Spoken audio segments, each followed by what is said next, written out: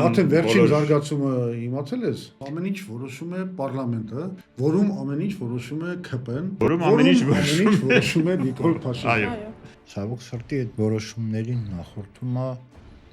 օրենքի կամ սահմանադրության մեկնաբանությունը ՔՊ-ի եւ Նիկոլ Փաշինյանի կողմից անշեղ քայլերով Նիկոլ Փաշինյանի վարչակարգի կողմից ենթարկվում են տորպեդահարման։ Այս երկրում բոլորը պաշտպանված են, բացի քաղաքացուց։ Բոլոր ասելով նկատի ունեմ 2-300 այդ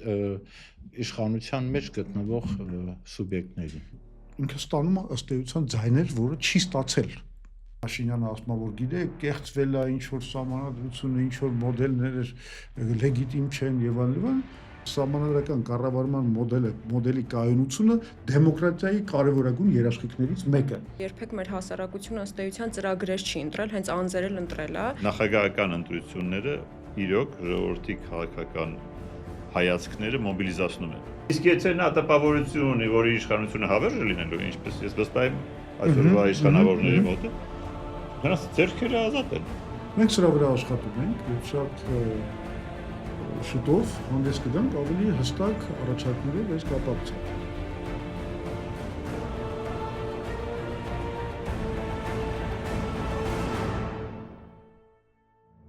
Բարև ձեզ սիրելի ունկնդիրներ, սիրով ողջունում ենք ձեզ Հակաքաստի եթերում։ Մեր նախորդ ոդքասթից հետո շատերը ընդգծեցիք սահմանադրական փոփոխությունների եւ կառավարման համակարգի փոփոխության անհրաժեշտությունը եւ այդ թեմայով խոսելու կարեւորությունը։ Այսօրվա մեր քննարկումը մենք կազմակերպել ենք Հայ ազգային կոնգրեսի վարչապետի թեկնածու Լևոն Զուրաբյանի, Ավետիս Սավաքյանի եւ Արմեն Խաչատրյանի հետ։ Մինչ բուն քննարկմանը անցնելը խնդրում եմ բոլորիդ աջակցել ալիքին ձեր լայքերով եւ չմոռանալ բաժանորդագրվել։ Դե ինչ, սկսենք քննարկումը, խոսքը սիրով փոխանցում եմ Լևոն Զուրաբյանին։ Սիրելի ժողովուրդ, սա արդեն մեր Հակաքաստի 3-րդ էպիզոդն է եւ մենք առաջի 2 էպիզոդների ժամանակ քննարկել ենք խաղաղության մեր ծրագիրը, երկրորդում էներգետիկայի ծրագիրը եւ ընդհանրապես ես ուզում եմ ասել, որ մեր նախընտրական ծրագրի 3 կարևորագույն բլոկերը հետևյալն են. խաղաղություն, սահմանադրական փոփոխություններ եւ ընդհանրապես կառավարման համակարգի փոփոխություն, որի շնորհիվ մենք կոչնչացնենք կամ կվերացնենք այն անձնիշխանության համակարգը, որ այսօր ստեղծվել է Հայաստանում, եւ երրորդը դա մեխերից մեկն է մեր ծրագրի, դա տեխնոլոգիական հեղափոխությունն է Հայաստանի, որ մենք առաջարկելու ենք, բայց այդ խոսակցությունը կունենանք մեկ այլ էպիզոդում։ Հիմա այսօր մենք քննարկում ենք քաղաքական համակարգի, կառավարման համակարգի փոփոխությունը, որի շնորհիվ մենք կկարողանանք Հայաստանում ստեղծել ավելի ժողովրդավարական պետություն, ավելի ներառական պետություն, ստեղծել այնպիսի պետություն, որը կախված չլինի ինչ որ մեկի կամայականություններից, որոշումներից, այլ ավելի շատ կոլեգիալ մտածողության արդյունք լինի բոլոր մեր որոշումները։ Ես հիմա կառաջարկեի Ավետիս Սավաքյանին սկսել այն խնդրից, թե որն է ստեղծված վիճակի բարդությունը, ինչ խնդիրների հետ ենք մենք բախվում եւ հետո արդեն կանդրադառնանք այդ խնդիրների լուծմանը։ Սիրով նախ ողջունում եմ մեր բոլոր հանդիսատեսներին։ Շատերիդ մոտ կարող է հարց առաջանալ, թե ինչ կարիք կա այս թեմայի մասին հիմա խոսել, ինչով է սա կարևոր, ինչու է այդ թեման մեզ պիտի հետաքրքրի ընդհանրապես։ Ես ասեմ, որ իրականում սա շատ ֆունդամենտալ եւ անկյունակարային հարց է մեր պետության հետագա զարգացման համար։ Հիմա փորձեմ բացատրել, թե ինչու։ Մենք ունենք հիմա մի համակարգ, խոսքը խորհրդարանական կառավարման համակարգի մասին է, որը վաղ թե ուշ, ինձ թվում է ավելի շատ վաղ քան ուշ, բերելու է անձնիշխանության, բերելու է բռնապետության։ Արդեն չի բերել։ Դեռ կարծում եմ, որ ոչ, որովհետև դեռ որոշ հնարավորություն ունենք գոնե հավաքվել, խոսելու, փորձելու ինչ որ բան ընտրությունների միջոցով փոխել, Բայց արդեն ներողություն, բայց արդեն հոգևոր աչքերով ինչ որ խորհուրդներ են ստեղծում։ Ես համաձայն եմ, որ կան արդեն վերջին զարգացումը իմացել ես, դիմել են այդ տիրադավերի այդ խորհրդով Նիկոլ Փաշինյանը եւ այդ տիրադավերը դիմել են հիմա ազգային ժողովին, որպեսզի այդ կաթողիկոսի փոփոխության հարցը հիմա ձևակերպեն օրենսդրորեն։ Հա, ամեն ինչ սպասելի է, ամեն ինչ սպասում եմ, ամեն ինչին հավատում եմ, չէի լսել դա, բայց որ ասեցի ավելի լավ։ Հիմա սա է խնդիրը, ինչու է այս սպառնալիքը, ինչու ենք մենք համարում, որ այս սպառնալիքը շատ ռեալ է եւ դրա դեմ պետք է ինչ-որ բան անել։ Այս համակարգով չկայացած նաեւ քաղաքական կուսակցությունների, չկայացած քաղաքական համակարգի պարագայում, նաեւ քաղաքացիական սեգմենտի չկայացած համակարգում ստացվում է, որ պետության մեջ որոշումների ընդունման ամբողջ լիազորությունը կենտրոնացած է մի ուժի եւ այդ ուժի ղեկավարի ձեռքերում։ Հակակշիռները վերացված են, ասենք դատական իշխանությունը, որ պիտի լիներ անկախ մի հատ դատավոր, ռեֆերի, որ պիտի որոշեր բոլոր վեճերը, սկսած քաղաքացիական, վերջացրած քաղաքական եւ այլն, ըստ էության ճզմված է գործադիր իշխանության մամլիչի տակ եւ դա կապված է օրինաչափորեն գալու է դրան որևէ քաղաքական ուժի պարագայում, որովհետեւ հակակշիռները վերացված են։ Եթե նախկինում մենք ունեինք երկու առաջնային մանդատով օժտված ինստիտուտ, մեկը նախագահական համակարգն էր, մյուսը պարլամենտն էր եւ իրենք մեկը մյուսին հակակշռում էր, այդ հակակշռման տիրույթում դատարանները կարող էին անկախություն վայելել եւ հանդես գալ օրինականության պաշտպանության դիրքերից։ Հիմա ամբողջ եւ օրենսդիր եւ գործադիր իշխանությունը կենտրոնացած է մի քաղաքական ուժի ձեռքերում։ Ընդհանրապես ամեն ինչ որոշում է պարլամենտը, որում ամեն ինչ որոշում է ՔՊ-ն, որում ամեն ինչ որոշում է Նիկոլ Փաշինյանը։ Այո։ Իսկ քաղաքական մեր երկրի յուրաքանչյուր քաղաքացու համար 1 խնդիրը պիտի լինի թույլ չտալ քաղաքական մոնոպոլիա որևէ ուժի։ Մոնոպոլիան ինչքան վնասակար է տնտեսության մեջ, տասնապատիկ ավելի վնասակար է քաղաքականության մեջ։ Եթե դուք դիտարկեք հասուն հասարակությունները, արևմտյան դեմոկրատիաները, Միացյալ Նահանգները, Եվրոպայում եւ այլն, դժվար է պատկերացնել թե ոնց, բայց այդ հասարակություններում ընտրողը շատ լավ զգում է, թե երբ է քաղաքական մոնոպոլիայի գոյացման սպառնալիք ձևավորում եւ անմիջապես հաջորդ ընտրություններում փոխում է դա։ Ես վստահ եմ այս տարվա նոյեմբերին Միացյալ Նահանգներում տեղի ունենալիք կոնգրեսի միջանկյալ ընտրություններում պալատներից մեկը հաստատ անցնելու է դեմոկրատների վերահսկողության տակ։ Դա մի հատ մեխանիզմ է հասարակության մեջ, բնազդ է արդեն, որ կարողանում է կարգավորել քաղաքական համակարգը, թույլ չտալով մոնոպոլիա, որովհետև ցանկացած ուժ, ինչքան էլ լինի, չգիտեմ, բարի նպատակներ հրճակի, ինչքան էլ ազնիվ ձևանա եւ այլն, երբ որ ստանում է մոնոպոլիա քաղաքականության քաղաքական բնագավառում, անմիջապես այլասարվելու է։ Դա պատմությունը 1000 անգամ մեզ ցույց է տալիս։ Լավ արգումենտ է սա, որ կոչ անենք մեր ժողովրդին, որ հունիսի 7-ին ձեր քվեով սահմանափակեք այն անձնիշխանությունը, որը ստեղծվել է Նիկոլ Փաշինյանի կողմից։ Ես ավելին կասեմ, որ քաղաքացու հենց հասուն քվեարկությունը հենց դրանով է պայմանավորված։ Քաղաքացին պիտի կարողանա ինքը ղեկավարել քաղաքական համակարգը, ոչ թե թողնի, որ քաղաքական համակարգը իր ղեկավարի, իր ազատությունները սահմանափակի, իր իրավունքները ոտնահարի։ Ինքը պիտի ղեկավարի քաղաքական համակարգը եւ դրա ղեկավարելու լավագույն ձևը մոնոպոլիա թույլ չտալն է։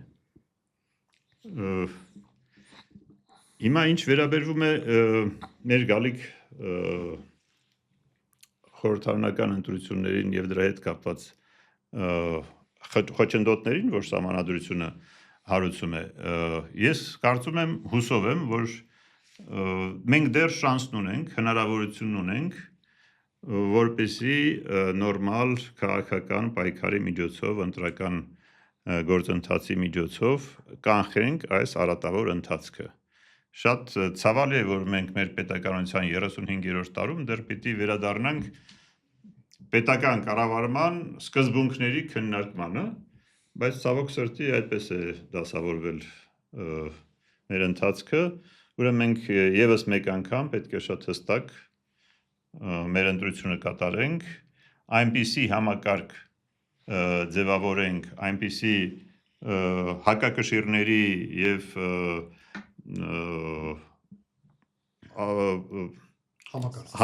զսպումների համակարգ ձևավորենք, որը թույլ կտա մեր հասարակության բնականոն զարգացումը, բնականոն եւ հարմոնիկ զարգացումը։ Ես մի բան էլ կուզեի հավելել, որը խիստ արդարացնում է կառավարման համակարգի փոփոխությունը, դա այն է, որ այս պահին գործող պարլամենտական կառավարման համակարգը ըստ էության չի համապատասխանում այն անվտանգային միջավայրին, որում գտնվում է մեր երկիրը, ու բացի այդ պատասխանատվության քաղաքական պատասխանատվության խիստ լղոզում է գնացել այս կառավարման համակարգի պայմաններում, որովհետև կիսանախագահական կամ նախագահական մոդելի պայմաններում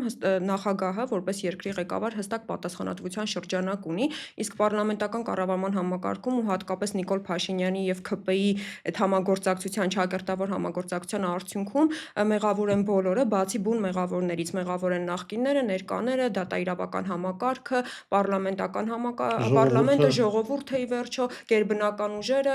կաթողիկոսը բոլորը մեղավոր են, բացի բուն քաղաքական մեղավորներից, այսինքն հստակ պատասխանատվության լղոզում է գնում, այո, հիբրիդային պատերազմներն են մյուս կողմից, եւ բացի այդ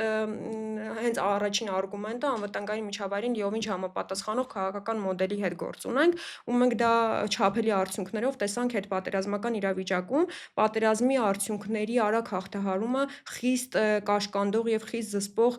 պատճառներից մեկը գործող պարլամենտական կառավարման համակարգն էր, որովհետև պարլամենտը դարձել էր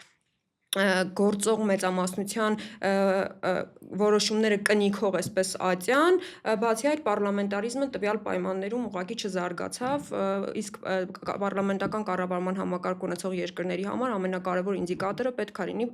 հենց պարլամենտարիզմը, որպես քաղաքական մշակույթ, որպես քաղաքական հեմք, որի վրա պիտի զարգանա տվյալ կառավարման մոդելը։ Այսինքն բոլոր արգումենտներով, բոլոր տեսակի արգումենտներով, որ առաջ պետք է տեղի ունենա կառավարման համակարգի փոփոխություն։ Դա բխում է թե անվտանգային կարիքից, թե երկրի ինստիտուտների զարգացման կարիքից, որովհետև տեսանք, որ նաև պետական ինստիտուտները ուղղակի չզարգացան, տեղի ունեցավ ինստիտուտների այսպես դեգրադացիա։ Իսկ դա կենսունակ պետության հիմքն է, ցանկացած պետական ինստիտուտ։ Լավ, մենք վերլուծեցինք խնդիրները, դիագնոզը դրեցինք, ախտորոշումը կատարեցինք։ Արմենը Խաչատրյան մեր իրավաբանական հանձնաժողովի նախագահն է, Արմեն ջան, իսկ ինչա ընդհանրապես մեր հանրությունը ցանկանում, ասենք, ինչ կուզեր տեսնել, ուր է ուզում, որ այս ամեն ինչը գնա, ինչպես փոփոխվի։ Փայլուն մի հատ միտք բան արեցիք, ձևակերպեցիք որոշումների մասին։ Ցավոք սրտի այդ որոշումներին նախորդում է օրենքի կամ սահմանադրության մեկնաբանությունը ՔՊ-ի եւ Նիկոլ Փաշինյանի կողմից, որին 100%-ով համաձայն լինում մեր օրենսդիր մարմինը, սահմանադրական դատարանը, վճռաբեկ դատարանի ատյանները։ Իսկ իրենց մեկնաբանությունը այսօր ավելի մեծ իրավաբանական ուժ ունի։ Այո, մեծ իրավաբանական ուժ, բարձր իրավաբանական ուժ ունի։ Տեսեք, իրավաբանության մեջ է չգրված օրենքը, որտեղ այդ օրենքը գրել ինքնին կլներ խելագարության կանխավարկած։ Որևէ օրենք չի գրվում խելագարության կանխավարկածը նկատի ունենալով։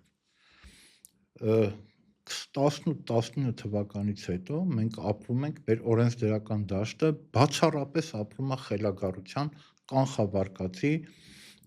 այդ չգրված կամ չգիտեմ բան չեղած մթնոլորտում։ Օրինակ ես կուզեի մի օրինակ հիշեցնել, բոլորը կհիշեն, երբ որ տևական ժամանակ Երևան քաղաքում քաղաքապետ չկար։ Եվ Վահագն Հովակիմյանի այդ բանը, հայտնագործությունը, որ քանի որ երկրորդ նիստը տեղի չի ունեցել, իսկ նոր ընտրություններ նշանակելու համար գրված է 2 անգամ նիստ է լինում եւ քաղաքապետ չի ընտրվում նշանակում է արտահերթ, քանի որ երկրորդ նիստը տեղի չի ունեցել, ուրեմն այդ ռեժիմը այլևս չի գործում։ Աբսուրդ իրավաբանության բոլոր հնարավոր իրավական մեկնաբանությունների արդյունքում էս Դու աբսուրդ։ գիտես չէ, որ Վահագն Հովհաննիսյանը ինքը ընտրվել է այդ պաշտոնում օրենքի խախտումով, Այո, չունենալով դրա անհրաժեշտ իրավունք չունենալով քվեարկել ինքը իր օգտին եւ քվեարկել է եւ այդպես էլ ընտրվել է մեկ ձայնով կոնկրետ քաղաքական ուժի, քաղաքական կուսակցության ներկայացուցիչ եղել, դրանով իսկ խախտելով այդ հանձնաժողովի անկախության սկզբունքը։ Այնպես որ հիմա մենք ապրում իր ժողովրդն ինչ ընդհանրապես մարդը ինչ է ուզում օրենքից, մասնավորապես հիմնական օրենքից, որ երբ որ ինքը խնդիր ունի դիմում է օրենքին, դա հստակ խաղի կանոն կա։ Ու գիտի իր խնդիրը, իր խնդրեմը ոնց է այդ օրենքը լուծելու։ Այս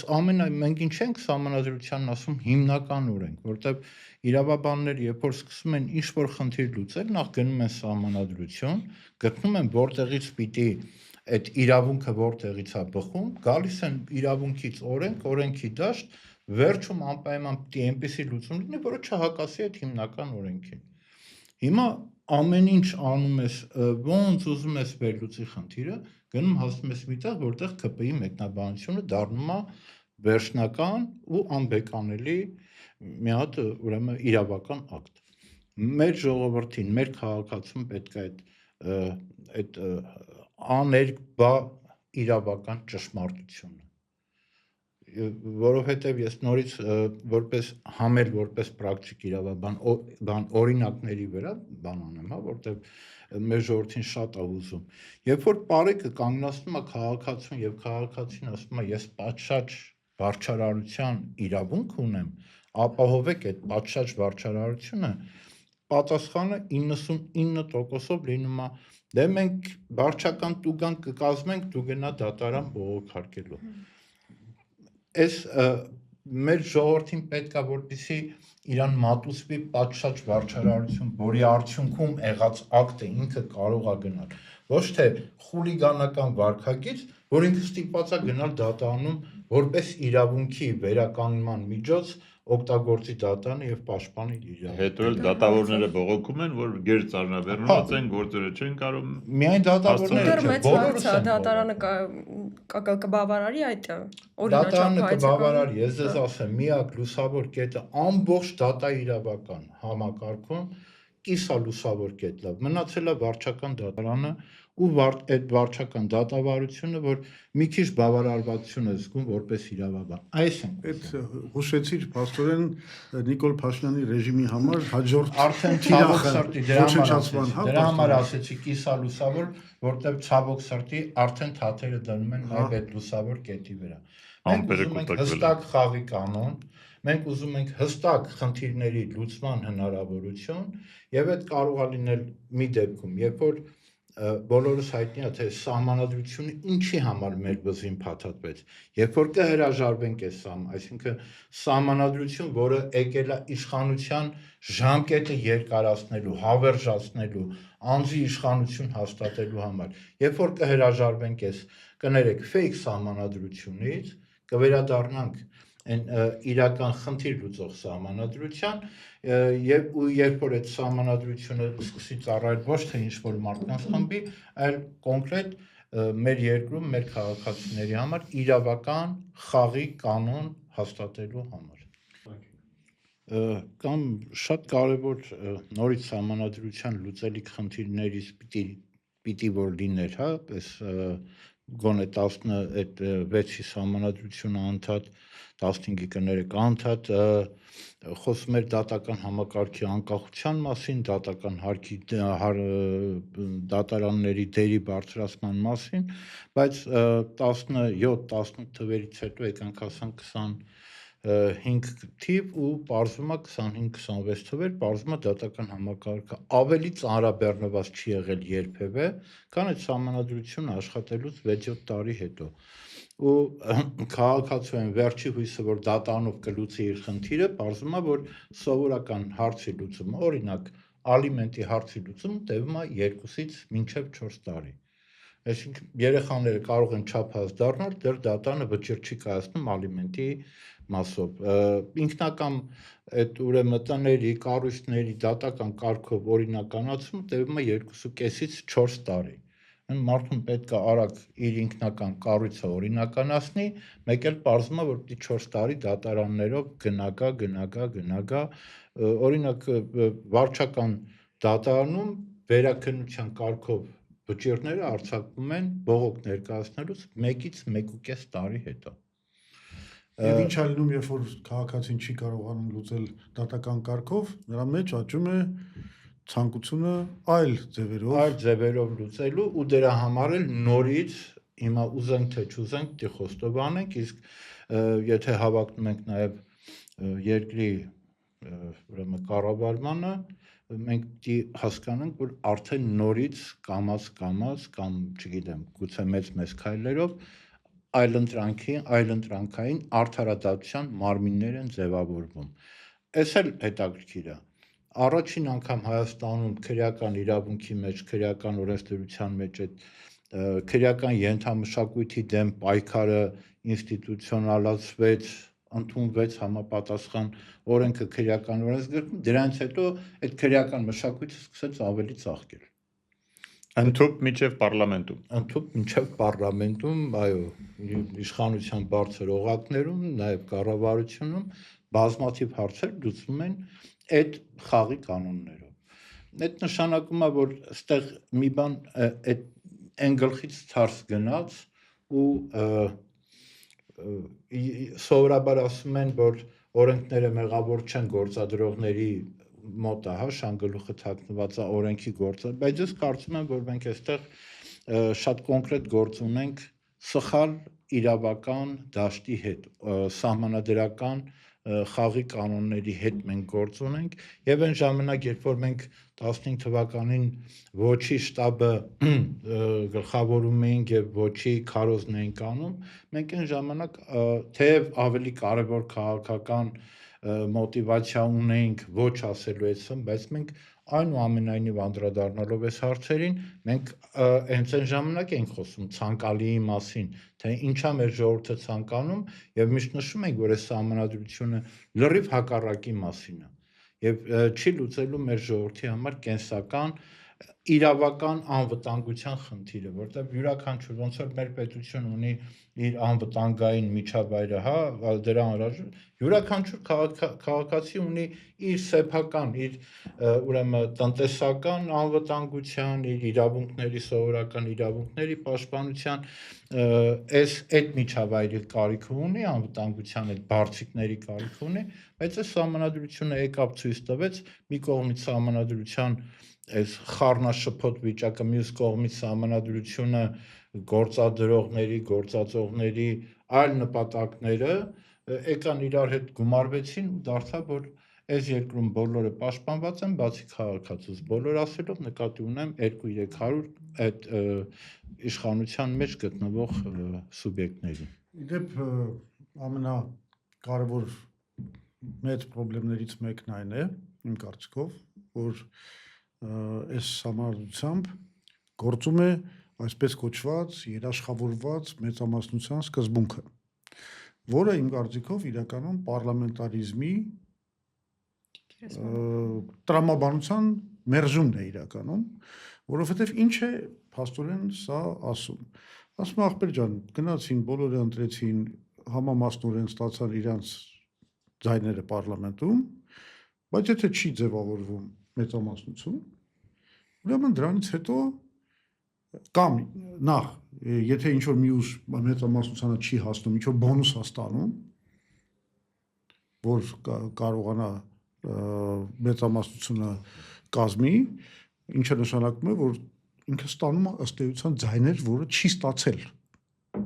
Սա մի հատ ինչ-որ տարօրինակ վերանայում է ժողովրդական քվեի։ Ավելին, ստացվում է այն ուժերը, որ ինչ-որ տոկոս են ստացել, վերջում նրանց տոկոսը իջնելու է։ Այո, այո։ Այսինքն ստացվում է, որ ընտրողների այն մասը, որ գնացել քվեարկել ինչ-որ բանի ու շահել էր ընդհանուրի մեջ, ասենք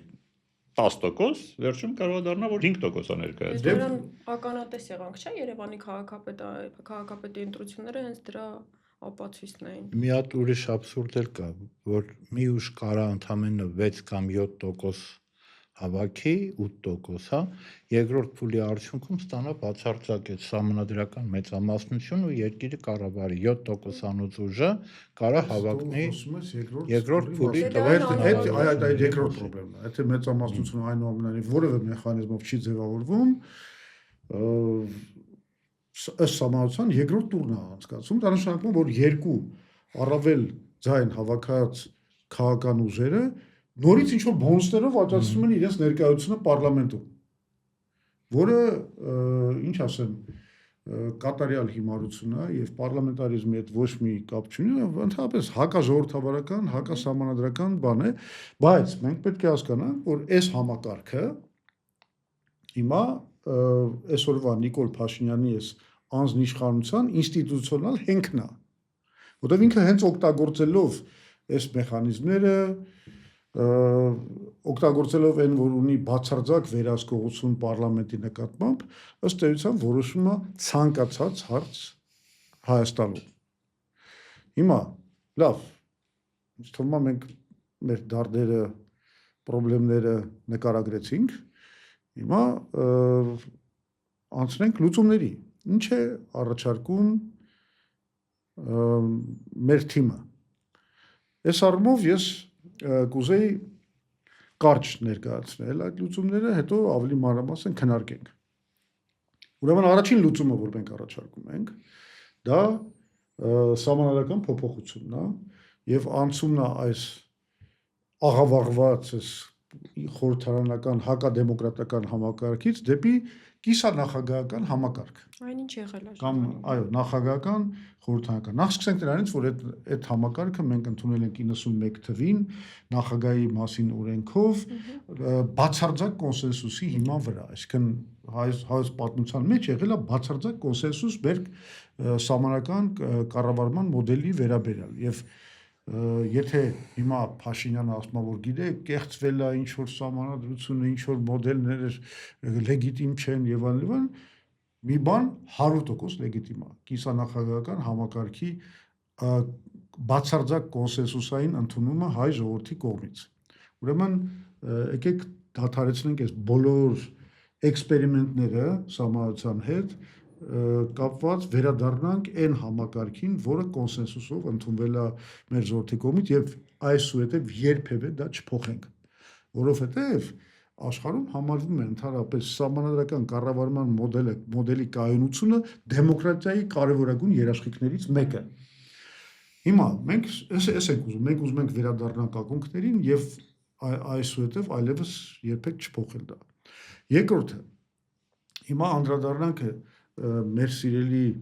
ակտիվիստ Հայկ Դորունցի խնդիրներին, որ ինքը միշտ դնում է կապված այդ հակակշռների, զսպման մեխանիզմների, նաև նրան, որ իշխանությունը չդառնա հավերժական եւ այլն, այդ խնդիրները մենք նույնպես ունենք առաջարկներ։ Այսինքն մենք ասում ենք, որ նախ այդ կիսանախագահական խնդիրը, ինչպես դու ասացիր, ստեղծում է արդեն հակակշռման մեխանիզմներ, որտեղ նախագահի իշխանությունը ու կառավարության իշխանությունը այնուամենայնիվ փոխադարձ իրար զսպում են։ Օրենսդիր իշխանությունը։ Օրենսդիր, հա, դե Նախագահի եւ օրենսդիր։ Անկամ ես ավելի հեռու կգնամ։ Ես կասեմ, որ անգամ երբ որ նախագահը ու վարչապետը նույն թիմից են, անգամ այդ դեպքում այնուամենայնիվ քանի որ գոյություն ունի լիազորությունների բաժանում, նախագահը պատասխանատու է անվտանգության հարցերի, արտաքին քաղաքականության համար, իսկ կառավարությունը վարչապետի գլխավորությամբ տնտեսական, սոցիալական զարգացման հարցերի համար, արդեն այդ բաժանումով իսկ ստեղծվում է ինչ որ իշխանության բաժանում եւ փոխզսպման ինչ որ մեխանիզմներ։ Ու մենք տեսել ենք դա։ Այո։ Ես հիշում եմ Լևոն Տեր-Պետրոսյանը եւ Հրանտ Բագրատյանը ունեին տարբերություններ, տարբեր բնակավարում եւ ընդունում էին փոխադարձ ոնց որ մեկի կամ մյուսի պրերոգատիվան իրենց բանի վերապահված հարցերում։ Բացի դրանից Դորունցի մեկ այլ մտահոգությանը, որ չի կարող հիմա լինի մի հատ իշխանություն, որը շատ երկար պետք է պահի իշխանությունը իր ձեռքում, Էլի մեր առաջարկը այդ հարցը լուծում է, որովհետև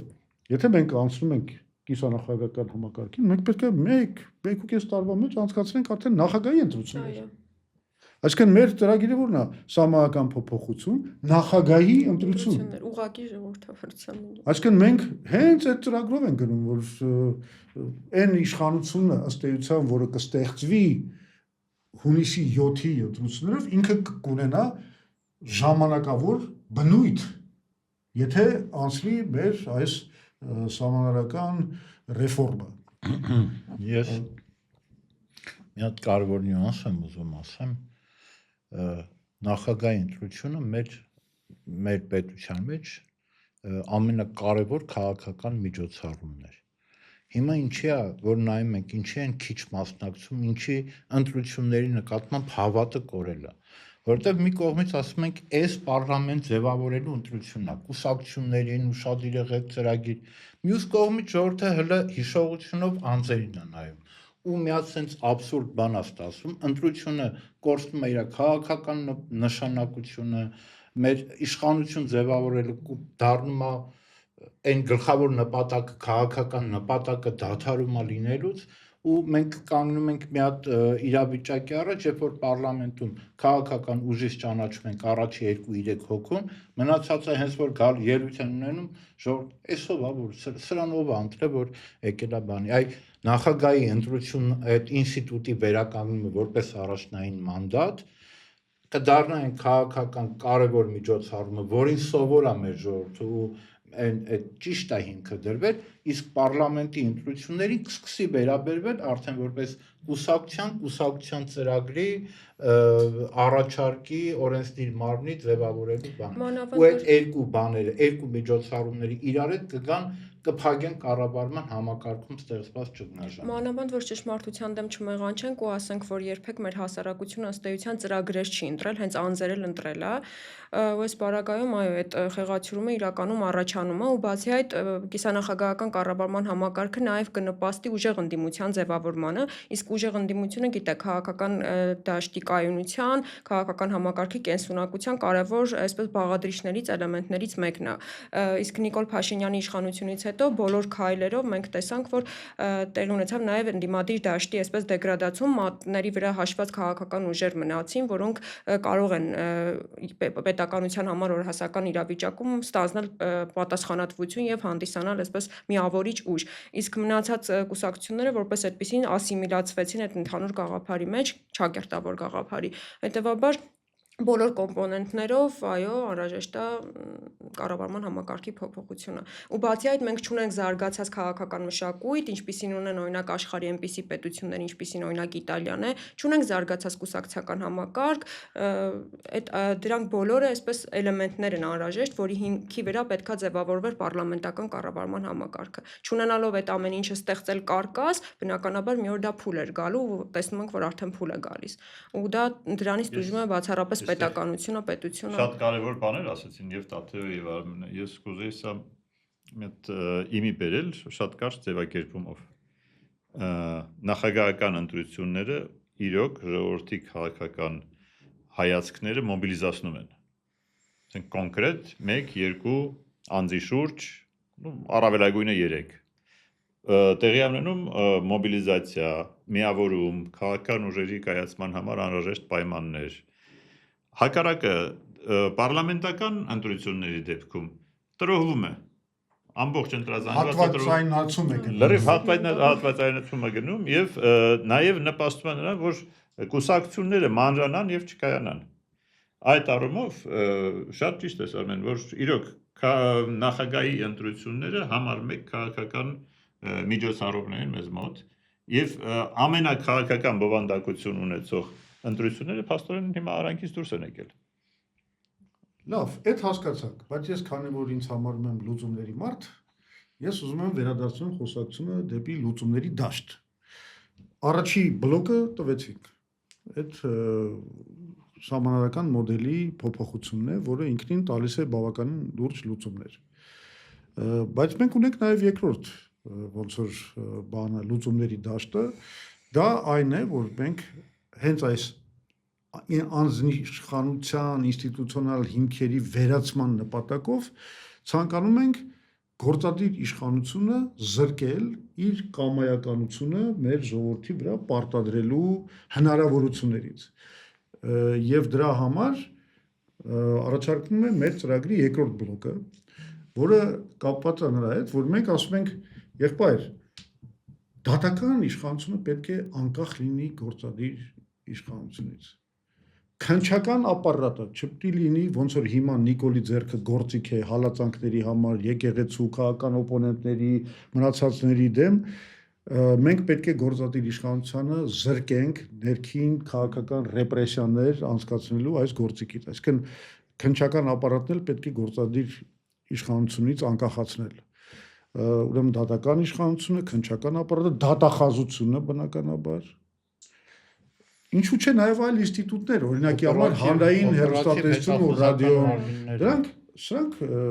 բան ունեն, հատուկ ստատուս ունեն, իրենք ծառայում են ոչ թե գործադիր իշխանությանը, իրենք պետք է ծառայեն անմիջապես հանրությանը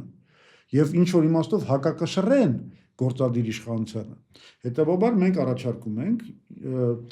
Այստեղ մի քանի սեղանի վրա առաջարկներ կան, մեկը, եթե հիշում եք միջոցառումներից մեկի ժամանակ ներկայացրեց նախկին դատախազ Արտուր Դավթյանը, որը առաջարկեց, որ ստեղծվեն տենց մի քիչ գործադիր իշխանությունից անկախ մարմիններ, որոնք կձևավորեն դատական իշխանությունը, դատախազներին, քնչական ապարատը։ Մենք նաև խոսել ենք այս հարցերի շուրջ, Ավետիս ջան, նժար այս բանի քաղաքական նախաձեռնության հետ, Նինա Կարապետյանցի հետ, Արտաշես Էկոնոմովի հետ, նրանք իհարկե մի քիչ շատ հեռու գնացող առաջարկ են անում այդ բանը 31 հոգանոց այդ մարմնի ստեղծման, պետական խորհրդի ստեղծման վերաբերյալ, ես կարծում եմ այնտեղ ռացիոնալ հատիկներ կան, որոնք կարելի է վերցնել, ուղղակի պետք է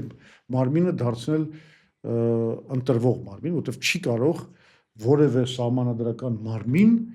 չունենա լեգիտիմ ոնց որ ծագման աղբյուր մեր ժողովրդից չի կարող այդպես բան լինի հետեւաբար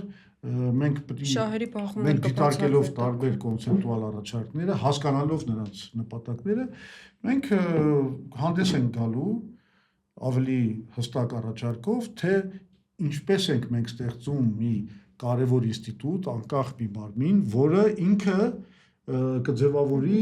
այդ դատական իշխանությունը, դատախազական համակարգը, քնչական համակարգը, հանրային հեռուստատեսությունը, ռադիո, գիտեմ դու դրան դեմ ես, բայց ես կուզեի նաև կենտրոնական ընտրական հանձնաժողովը այդպիսի մի կամայականությունից դուրս հանվեր գործադիր իշխանության, բայց գաղափարը հասկանալի է, եւ մենք հանդես են գալու նաև այդ բլոկի առաջարկով ու նորից այն մարդիկ մասնավորապես երկրորդ անգամ նշեմ Հայկ Դորունցի անունը, որոնք շահագրգռված են կամ հետաքրքրված են, որ ստեղծվեն մեր հանրության մեջ, մեր սահմանադրական կառավարման մոդելի մեջ, մեր կառավարական մոդելի մեջ, քաղաքական կառավարման մոդելի մեջ ստեղծվեն մեխանիզմներ, որոնք սահմանափակում են գործադիր իշխանության կամայականությունը, մենք ներառենք նաև այս բլոկը։ Մենք սրա վրա աշխատում ենք եւ շատ շուտով հանդես կգանք ավելի հստակ առաջարկներով այս կապակցությամբ։ Ես մի բան եմ ուզում ավելացնել ներողություն։ Ինչ որ ասեցիք շատ ճիշտ է տեղին է եղել են, բայց նախ մի բանի մասին մոռացանք մենք նշել, որ նախագահական համակարգերին հատուկ է սահմանափակումը մանդատի։ Ասենք մեզ մոտ գործում էր նախագահի ընտրվելու անընդմեջ ընտրվելու 2 ժամկետի սահմանափակում։ Դա շատ կարևոր հանգամանք է, որովհետև դրանով է ապահովում իշխանության ռոտացիան։ Իշխանության ռոտացիան չարաշահումների զսպման ամենակարևոր գործիքն է,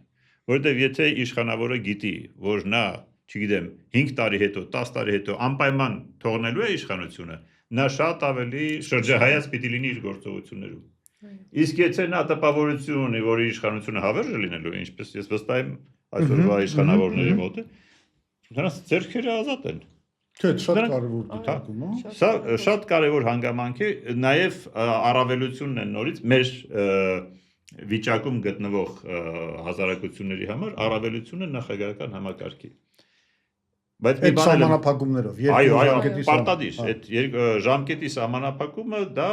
համակարգի կենսունակության գրավական։ Իդեպ կարելի է ավելի կոշտ սահմանափակման գնալ ամերիկյան համակարգի Դա նման, որ քննարկելու ընդամենը 2 ժամկետ նախագահ իրավունք ունենա, անկախ նրանից դա հաջորդական ժամկետներ են, քննարկելու բան է, հա։ բայց կարևորը որ լինի սահմանափակում, որպեսզի ապահովի անպայման ռոտացիան։ Անկամ կոմունիստական Չինաստանը մինչև վերջերս հենց այդ սկզբունքն էր, հենց այդ սկզբունքին էր հետևում։ Հիմա հրաժարվեցին։ Հիմա հրաժարվեցին, բայց այդ սկզբունքը ապահովեց իրենց զարգացումը այս տասնյակ տարիներ։ Շատ լավ օրինակ է Մեքսիկայի օրինակը։ Այնտեղ գիտեք, չէ, նախագահները ընտրվում են 7 տարվա ժամկետով, բայց ընդամենը 1 անգամ։ Այսինքն ցանկացած նախագահ Մեքսիկայի գիտի, որ սա 7 տարվա ժամկետ է եւ ինչ ուզում է լինի ինքը իշխանությունը Կարծեմ Ֆրանսիայում էլ է այդպես։ Կոռուպցիոն ռիսկերն են անսասպվում այդ Չէ, մեկ անգամ 7 տարի է գործությունները։ Չէ, լավ, երևի սխալվում եմ։ Բայց մի ուրիշ հանգամանք էլ եմ ուզում ես ավելացնել։ Այս մեր առաջարկած բոլոր մարմինները, ասենք օրինակ դատախազությունը այսօր էլ ինչ որ չափով ինքը անկախություն ունի, ֆորմալ։ Բայց քանի որ չկա մյուս հակակշիռ կողմը, որը կհետևի, որ այս մի քաղաքական ուժը չճզմի իր մամլիչի տակ, այդ թղթի վրա գրված ֆորմալ անկախությունը այդպես էլ մնում է թղթի վրա։ Ուրեմն երբ որ լինի ես երկրորդ հակակշիռ ուժը, այդ միջավայրում երկուսի արանքում եւ դատարանը, եւ դատախազությունը, եւ մնացած բոլոր այդ մարմինները, ինչ որ մենք առաջարկում ենք, կարող են իրական անկախություն վայելել։ Եվ ստեղ շատ կարևոր գործոն է նաեւ քաղաքացիական հասարակությունը, որը նորից այսպիսի միջավայրում երկու հակակշիռների զսպումների մեխանիզմի հակակշիռում կարող է շատ էֆեկտիվ լինել քաղաքացիների իրավունքների պաշտպանության հարցում, նույն կոռուպցիոն խնդիրներ, բարախնդիրների մասին բարձրաձայնելու հարցում, վերջի վերջո, որպեսզի իրոք էֆեկտիվ պայքար լինի կոռուպցիայի դեմ, քաղաքացիների համագործակցությունը առաջնային է։ Խնդիրները պիտի վերհանվեն, բարձրաձայնվեն, որպեսզի իշխանություն ունեցող ուժերը եթե անգամ չուզեն, ստիպված լինեն դրանց անդրադառնալ։ Հիմա եկեք քննարկենք ներողություն եւ նույնիսկ ես այստեղ կավելացնեի արմիրությունների դերը, որ մենք պիտի հետամուտ լինենք, որպեսզի արմիրությունները կայանան։ Դա էլ կկայանա միայն անկախ դատարանի պատճառով, որովհետեւ շատ աշխատավորների իրավունքներ այսօր պաշտպանված չեն։ Արմիրությունները շատ կարևոր դեր ունեն մեր հասարակությունում անելու։ Եկեք քննարկենք նաեւ ինչքան էլ դա կարող է տհաճ թեմա է, այն սահմանական փոփոխությունները, որը մեզ առաջարկվում է այսօրվա իշխանությունների կողմից։ Նախ եւ առաջ ես համաձայն եմ այդ կարծիքիդ հետ, որ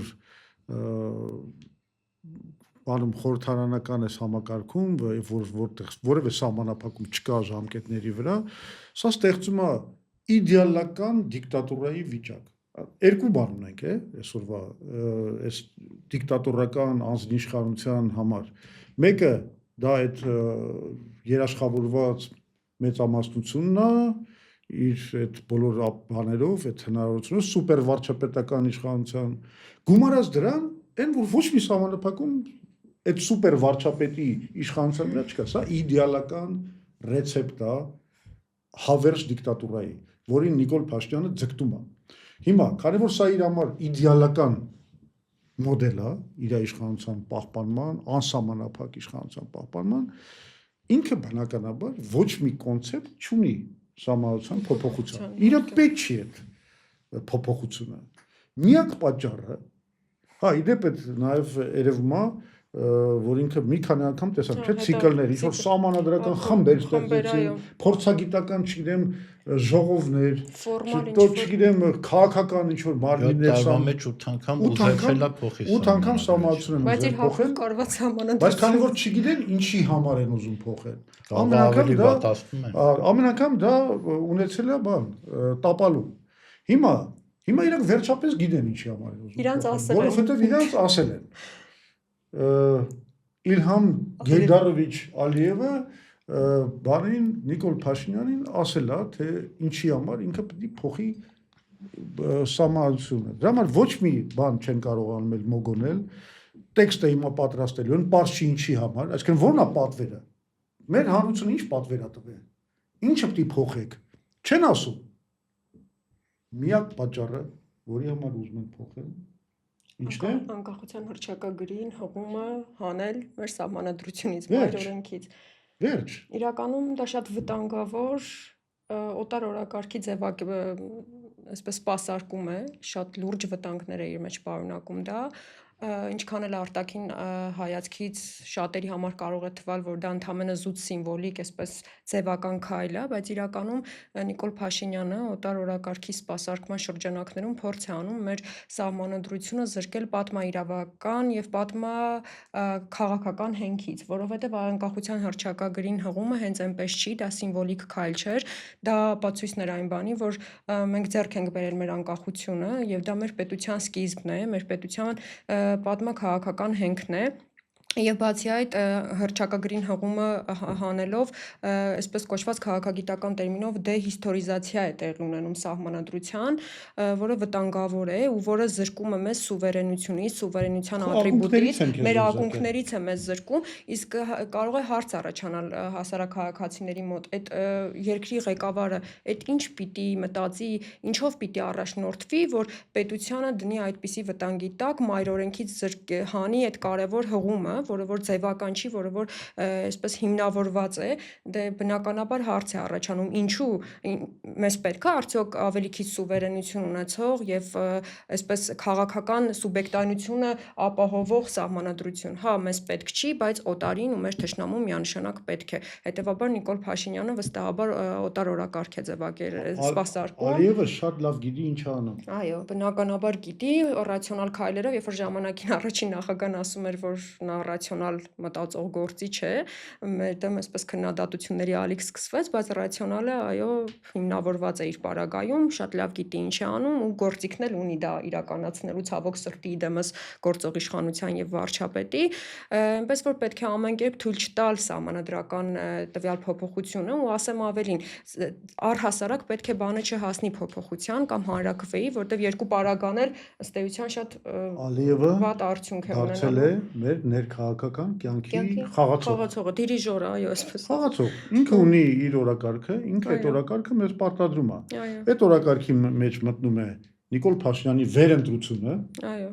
Այդ օրակարգի մեջ մտնում է սահմանադրության փոփոխությունը, անկախության հռչակագրի հանումը։ Այսինքն, այստեղ բացի նրանից, որ դելեգիտիմիզացիա է կատարվում մեր պետության եւ ակունքներից զրկում են, բարոյազրկում են, ավանդազրկում են, այսինքն շատ լավ գիտի, որ դրանով թույլատրում է հայոց պետականությունը։ Իհարկե։ Բայց բացի դրանից ինքը դարձել է մեր ներքաղաքական խաղի կանոններ թելադրողը, մասնակցի կարգավիճակ եւ այս ամեն ինչը օգտագործվում է Հայաստանի հանրության վրա, ասենց մշտապես ճնշումներ գործադրելու համար եւ ասեմ մի բան էլ այս եկեղեցու դամ կամպանիան թեև կարծես թե ինքը Ալիևը դրա մասին չի հայտարարել, բայց դրա մասին հայտարարել է ոնց էր Ալաշուքուր Փաշազադեն Ալաշուքուր Փաշազադեն հայտարարելով հայ առաքելական Սուրբ եկեղեցին որպես տարածաշրջանի անվտանգությանը սպառնող ամենակարևոր ուժը հա այդ չի հնչեցնում Ալիևը հնչեցնում է բանը այդ նշված անձը բայց դա էլ է դարել Ադրբեջանի օրակարգը մեր ներքաղաքական կյանքում սա խայտարակություն է սա պետության դելեգիտիմիզացիա է սա ինչ ասեմ Ի վերջո քաղաքական սուբյեկտայնությունը իրավական առումով զրկվում է այդ պաշտպանական մեխանիզմներից, եթե սահմանադրությունից վերանում է հղումը անկախության հռչակագրին։ Ու տեսնում ենք, որ բոլոր այն ինստիտուտները, որոնք կարող են ամրապնդել պետականությունը կամ պետականության թուլացման պայմաններում կարող են նպաստել դրա ուժեղացմանը, այսպես անշեղ քայլերով Նիկոլ Փաշինյանի վարչակարգի կողմից ենթարկվում են տորպեդահարման։ Անգամ եթե կարծեմ մեր ժամանակը սպառվում է։ Ես հենց այդ ուզում ասեի, քանի որ մեր խոսելու շատ բան կա, բայց պիտի տեղավորվենք։ Սպառվում է մեր ժամանակը, բայց ես ուզում եմ հայտարարեմ, որ մեր ընկերների մեջ անցկացրած այդ հարցումների շնորհիվ մենք գիտենք, որ մյուս թեման, որ ոնց որ ստացել է հետաքրություն, դա պետություն, հայոց պետություն եւ հայ առաքելական եկեղեցու հարաբերությունների կարգավորման թեման է, որին մենք մոտեցանք մեր խոսակցություններով եւ 4-րդ էպիզոդը նվիրված կլինի հենց այդ թեմային։ Կարծում եմ այս հակակշռների եւ զսպանակների իրագործման այս թեմայով մենք այսօր բավականին մանրամասն տվեցինք Հայաստանի Հանրապետության այս քաղաքական կյանքում ստեղծված իրավիճակը եւ մեր լուծումները, թեման այս պահին համարենք սպառված եւ նախապատրաստենք մեր ունկնդիրներին հաջորդ էպիզոդին, որը դուք կդիտեք մի քանի օր հետո։ Հաղորդումը համարենք սպառված, թեման այնքան մեծ է, դեռ առաջ հաղորդման մեջ, հա, այդ թեման սպառված։ Շնորհակալություն ուշադրության համար, մինչ նոր հանդիպումներ։